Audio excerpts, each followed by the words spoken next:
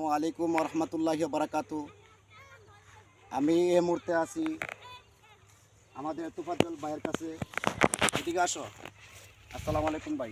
ওয়ালাইকুম সালাম ভাই। কেমন আছেন ভাই? আমার নাম ভাই ফারুক মিয়া, আলহামদুলিল্লাহ ভালো আছি। যাক, দোয়া করি ইনশাল্লাহ আপনার জন্য।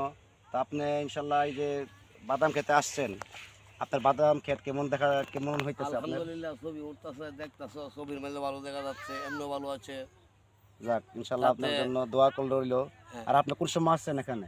এখানে আসছি মনে হয় 3টার দিকে আসছি। 3টার দিকে আসছেন। হুম। তা আর কতটুকু সময় থাকবেন?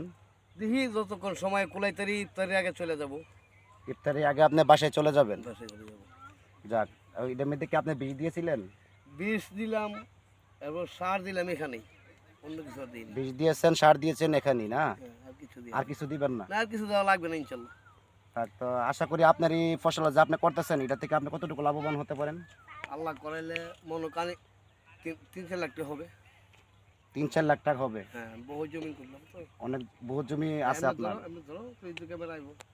আচ্ছা, ঠিক আছে, সমস্যা নেই। আপনার প্রতি ইনশাল্লাহ দোয়া রইল, আল্লাহ যেন আপনাকে সফলতা দান করে।